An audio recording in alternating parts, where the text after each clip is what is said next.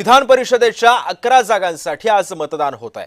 विधान परिषद निवडणुकीचा निकाल 22 जूनला लागतोय। 17 पैकी 6 जागांवरती महायुतीचे उमेदवार बिनविरोधपणे निवडून येण्याची शक्यता आहे। राज्यातील 17 पैकी 6 जागांवरती बिनविरोध विजयाचा गुलाल उधळला गेलाय। विधान परिषदेच्या 17 पैकी तब्बल 6 जागांवर महायुतीचे उमेदवार बिनविरोधपणे विजयी झाले।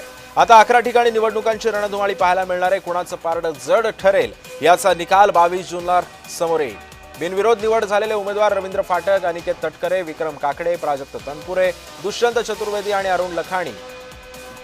सोबतच निवडणूक होणारे मतदारसंघ नाशिक, जळगाव, सातारा, सांगली, नांदेड, सोलापूर, भंडारा, गोंदिया, अमरावती, धाराशिव, लातूर, बीड आणि परभणी, छत्रपती संभाजीनगर, जालना, नागपूर या ठिकाणची सध्या निवडणुकीकडे सर्वांचेच लक्ष लागले।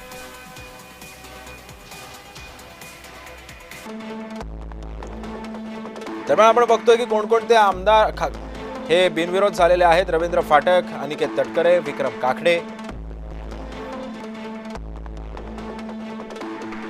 त्यानंतर प्राजक्त तनपुरे, दुष्यंत चतुर्वेदी आणि अरुण लखानी।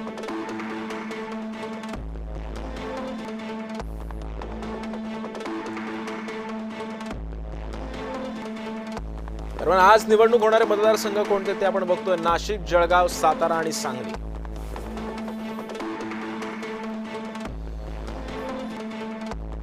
नांदेड आणि सोलापूर, भंडारा आणि गोंदिया, अमरावती, धाराशिव, लातूर आणि बीड, परभणी, छत्रपती संभाजीनगर, जालना, नागपूर। त्यामुळे आज निवडणूक होणार आहे।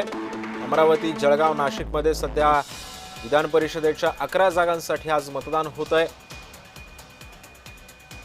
विधान परिषद निवडणुकीचा निकाल हा 22 जूनला लागणार आहे। काही निवडणुका या बिनविरोध सुद्धा झालेल्या आहेत। मतदान केंद्रावरती सध्या लगबग पाहायला मिळते। आपण बघतोय काही मतदारसंघामध्ये निवडणूक ही चुरशीची सुद्धा होणार असल्याचं बोललं जात आहे।